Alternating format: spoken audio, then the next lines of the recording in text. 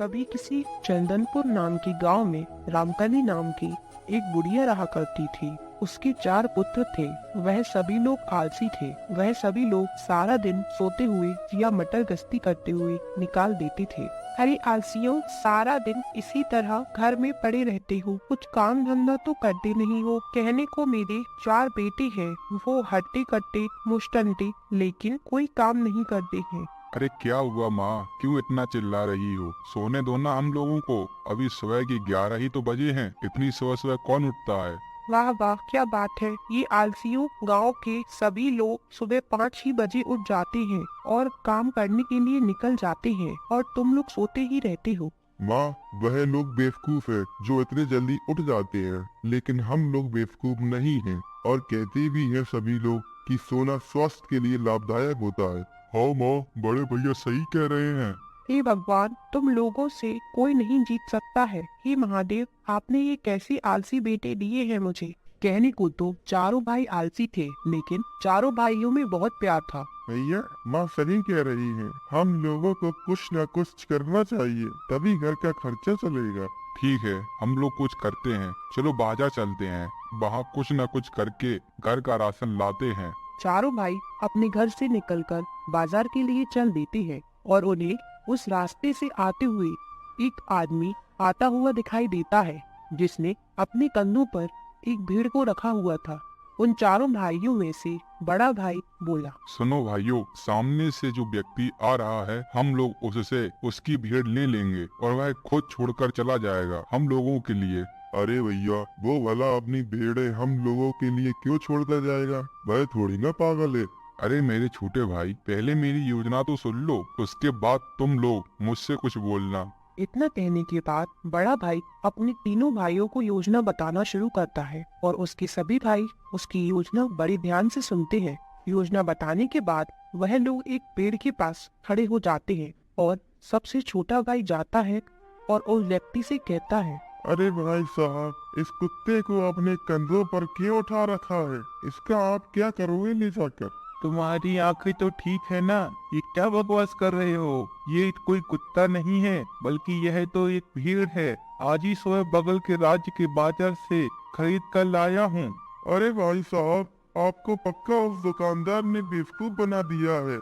अब मुझे जो दिखाई दे रहा है वही मैं कह रहा हूँ। अब आपकी मर्जी, जो आपको समझना हो। इतना कहकर कृष्णा वहाँ से चला जाता है, और वह व्यक्ति कृष्णा को पागल समझकर नजरअंदाज करके अपने रास्ते चल देता है। थोड़ा आगे चलने के बाद उसके पास हरी आता है, और वह व्यक्ति से कहता है, अरे भाई साहब, ये गधे को आपने कंधे पर क्यों उठाया हुआ है? क्या कह रहे हो तुम? क्या तुम्हारा भी दिमाग खराब हो गया है? जो ऐसी बातें कर रहे हो, तुम्हें दिखाई नहीं देता है कि मैं अपने कंधों पर भीड़ को रखे हुए हूँ? अरे ओ भाई, मेरा दिमाग खराब नहीं हुआ है, बल्कि तुम्हारा हो गया है, समझे तुम? ये महादेव, भलाई का तो जमाना ही नहीं रहा। एक तो सही बात बोल रहा हूँ, उसी पर मुझे ही उल्टा सुना रहा है ये आदमी। इतना कहकर हरी वहाँ से चला जाता है, और वह व्यक्ति कुछ सोचने लगता है, और कुछ देर सोचने के बाद वह फिर से अपनी मंजिल की ओर चलने लगता है। और चलते चलते उसके पास गोपाल आता है, और गोपाल कहता है, अरे भाई साहब, ये गाय के बच्चे को लेकर कहाँ जा रहे हो? और इसकी माँ कहाँ है? क्या वह साथ नहीं है इसके? अरे भैया, ये कैसी बातें कर रहे हो? ये भेड़ है, कोई गाय का बच्चा नहीं। अरे भैया, ये भेड़ नहीं बल्कि गाय का बच्चा है। चलो ठीक है, आपको जो समझना है समझिए। इतना कहकर गोपाल भी वहाँ से चला जाता है, और अब व्यक्ति को पसीना आने लगता है कि यह उसके साथ क्या हो रहा है। वह फिर से अपनी मंजिल के लिए चलने लगता है। अब सबसे आखिरी में उसे कन्हैया आता है, और वह उस व्यक्ति से कहता है, अरे भाई साहब, ये शेर को कंधे पर क्यों उठा कर रखा है? क्या आपको इससे डर नहीं लगता है? अरे भैया, ये भेड़ है, कितनी बार कहूँ आप लोगों से। भैया, भेड़ नहीं है बल्कि शेर है। मुझे क्या करना है? मैं तो चला, इससे पहले कि शेर मुझ पर हमला कर दे। इतना कहकर कन्हैया वहाँ से चला जाता है, और वह पसीने से लथपथ हो जाता है, और खुद से कहता है, ए भगवान, क्या हो रहा है मेरे साथ? मुझसे पहले वाले व्यक्ति ने कहा कि मेरे कुत्ते को रखा है, दूसरा कह रहा है कि गधे को रखा है, तीसरे ने कहा है कि गाय के बच्चे को रखा है और चौथे ने तो शेर के बच्चे को कहा है। लगता है शायद ये भीड़ ही कोई मायावी है जो अपना बार बार रूप बदल रही है। इससे पहले कि वो मुझे खा जाए मैं ही इसे यहाँ छोड़कर भाग जाता हूँ। इतना कहकर वह उस बकरी को वहीं गिरा देता है और वहां से भाग निकलता है और उस भीड़ के पास वह चारों भाई आ जाते हैं। अरे भाई देख क्या रहे हो, खा लो इसे और ले चलो बाजार, इसके अच्छे दाम मिल जाएंगे और घर का राशन पानी भी आ जाएगा। यह सारी योजना कन्हैया ने ही बनाई थी और उसने अपने भाइयों को योजना बताई है। वह लोग चलते चलते बाजार आ जाते हैं और एक बकरी के व्यापारी के पास जाते हैं और उनसे कहते हैं, सुनो सेठ जी, ये हमारी भेड़ है, इसे हम बेचना चाहते हैं, तो आप बता दीजिए इसका कितना दाम देंगे आप। दिखने में तो हस्त पुस्त लग रही है, तो इसका मैं 4 आना ही दूंगा। 4 आना तो बहुत कम है सेठ जी, अगर आप इसके 6 आना देंगे तो ही देंगे हम आपको। ठीक है, ये लो अपने 6 आने और भेड़ को छोड़ जाओ मेरे पास। 6 आने लेने के बाद वह बाजार से सामान खरीदती है और अपने घर आ जाती है। घर आने के बाद वह रामकली को सामान का थैला देती है। तभी रामकली कहती है, ये सामान कहाँ से आया और पैसे कहाँ से आए तुम लोगों के पास? माँ, ये सब हम अपनी मेहनत से लाए हैं। हमने एक सेठ के यहाँ काम किया और उसने हमें पैसे दिए, उसी से लेकर आए हैं।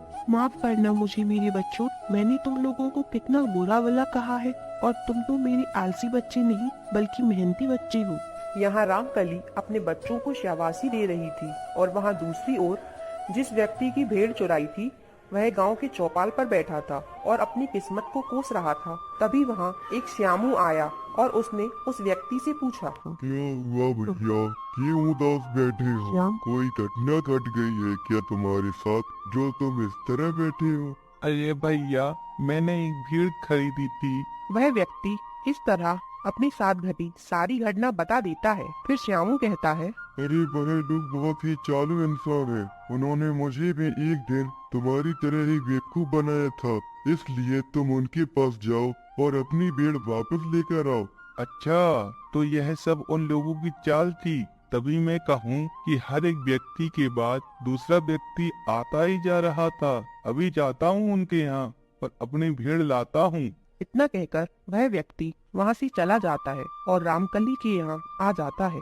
रामकली जी, आपके बेटों ने मेरी भेड़ चुराई है। इस तरह वह व्यक्ति अपने साथ घटी सारी घटना रामकली को बता देता है और रामकली कहती है, माफ करना भैया, मैं आपकी भेड़ सारे पैसे आपको लौटा दूंगी और मेरे बेटों की तरफ से मैं आपसे माफी मांगती हूँ।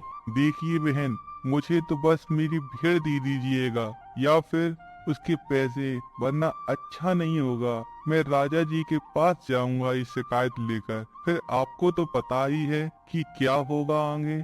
इतना कहकर वह व्यक्ति वहाँ से चला जाता है और रामकली अपने बेटों के पास चल देती है और उनके पास जाकर कहती है, ए नालायकों, तुम लोग आलसियों के साथ साथ अब चोर भी बन गए हो। तुम्हें जरा सी भी शर्म नहीं आई? तुम लोग मेरे घर से इसी वक्त निकल जाओ। मेरे घर में चोरों के लिए अब कोई जगह नहीं, समझी तुम लोग? इतना सब कुछ सुनने के बाद वह चारों भाई बिना कुछ बोले वहाँ से चले जाते हैं और जंगल के रास्ते से चलते चलते वह एक शिवलिंग के पास आते हैं और वह लोग आपस में बात करते हैं। सुनो मेरे भाइयों, हम लोग अब कुछ बनकर ही दिखाएंगे, तभी हम लोग अपनी माँ के पास जाएंगे, वरना नहीं जाएंगे। हाँ, बड़े भैया सही कह रहे हैं। हमारी माँ को आज तक हम लोगों की वजह से शर्मिंदा ही होना पड़ा है। हाँ, तो आज हम यह प्रण लेते हैं कि हम आज से 10 साल बाद यही इसी जगह मिलेंगे, लेकिन हम चारों भाई कुछ न कुछ बनकर ही लौटेंगे। इतना सुनकर चारों भाई चारों दिशाओं में चले जाते हैं और इसी तरह समय बीतता है और देखते ही देखते 10 साल बीत जाते हैं और चारों भाई फिर से एक बार उसी जगह पर आकर मिलते हैं। तो भाइयों, आज हम पूरे 10 साल बाद मिल रहे हैं, तो बताओ तुम लोगों ने क्या क्या सीखा है। मैंने तो यह शक्ति सीखी है कि मेरे पास अगर किसी भी मनुष्य या जीव या जंतु या दानव किसी की भी हड्डी मिल जाए तो मैं उसका पूरा कंकाल बना सकता हूँ। अब तुम बताओ गोपाल, तुमने क्या सीखा है?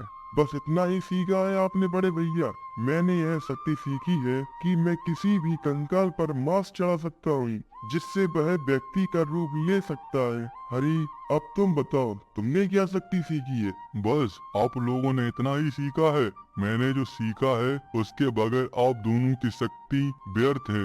मैंने यह विद्या सीखी है कि मैं किसी भी मृत शरीर में जान फूंक सकता हूँ। अब कृष्ण तुम बताओ, तुमने क्या सीखा है? भैया, मेरी शक्ति आप लोगों जैसी महान तो नहीं है, लेकिन मैंने यह शक्ति सीखी है कि मैं किसी भी जीवित मनुष्य, जंतु या दानव को अपनी एक फूंक मारकर मृत बना सकता हूँ। ये कैसी शक्ति हुई? ये तो किसी के किसी भी काम की नहीं है। ये तो तुम्हारी विद्या व्यर्थ ही जाएगी। वह लोग कृष्णा की शक्ति को बुरा भला कहने लगते हैं और कृष्णा चुपचाप खड़ा सुन रहा था। तभी कन्हैया कहता है, भाइयों, हम तीनों लोगों ने इतनी अच्छी शक्तियाँ सीखी हैं, क्यों ना हम एक बार अपनी शक्तियों का प्रदर्शन करके देखें और इससे पता भी चल जाएगा कि किसकी शक्ति कितनी है। हाँ, यह योजना अच्छी है। हम लोगों को अपनी शक्ति का प्रदर्शन अवश्य करना चाहिए। इतना कहकर कन्हैया जंगल में किसी जीव या मनुष्य की हड्डी ढूंढने के लिए निकल जाता है और कुछ दूरी पर उसे एक हड्डी मिल जाती है। वह उस हड्डी को उठा लेता है और उसे अपने साथ लेकर वापस से वहीं आ जाता है। ये देखो, मुझे ये हड्डी मिली है। अब तुम लोग देखना कि मैं किस तरह से इस हड्डी को पूरा कंकाल का रूप देता हूँ। इतना बोलने के बाद वह उस हड्डी को स्पर्श करता है और अपने मन में कुछ मंत्र गुदगुदाता है। उसके मंत्र बोलने के बाद वह हड्डी पूरी कंकाल बन जाती है। देखने में तो ये किसी जंतु का कंकाल दिखाई देता है, शायद किसी बाघ का। रुको, मैं मांस चढ़ाकर देखता हूँ, फिर पता चल जाएगा। गोपाल उस कंकाल को स्पर्श करता है और मन में कुछ मंत्र गुदगुदाता है और देखते ही देखते वह कंकाल एक बाघ का रूप ले लेता है। ये भगवान, ये तो एक बाघ है। हरी, तुम अपनी शक्ति का प्रदर्शन मत करना, अन्यथा यह बाघ जीवित हो जाएगा। फिर हम लोगों में से किसी को भी जीवित नहीं छोड़ेगा। अच्छा, तुम लोगों ने तो अपनी शक्ति का प्रदर्शन दिखा लिया, अब मेरी बारी आई तो मुझे मना कर रहे हो? मैं तो जरूर अपनी शक्ति का प्रदर्शन दिखाऊंगा। इतना कहकर हरि उस बाघ को स्पर्श करता है और वह मन ही मन कुछ मंत्र गुदगुदाता है और देखते ही देखते वह बाघ जीवित हो जाता है और वह उन चारों भाइयों पर हमला करने ही वाला होता है। तभी कृष्णा उस पर फूंक मार देता है और वह बाघ फिर से एक बार हड्डी बन जाता है। बहुत बहुत धन्यवाद तुम्हारा कृष्ण। अगर आज तुम्हारे पास ये शक्ति नहीं होती तो आज हम लोगों में से कोई भी जीवित नहीं होता। हाँ कृष्णा, बड़े भैया सही कह रहे हैं। वैसे तुम्हारी शक्ति भी बहुत अच्छी है। मुझे माफ करना कृष्ण, मैंने तुम्हारी शक्ति को बेकार कहा। मैं अपने किए पर शर्मिंदा हूँ। अरे कोई बात नहीं भैया, यह तो मेरा फर्ज है, इसलिए मैंने आप लोगों की मदद।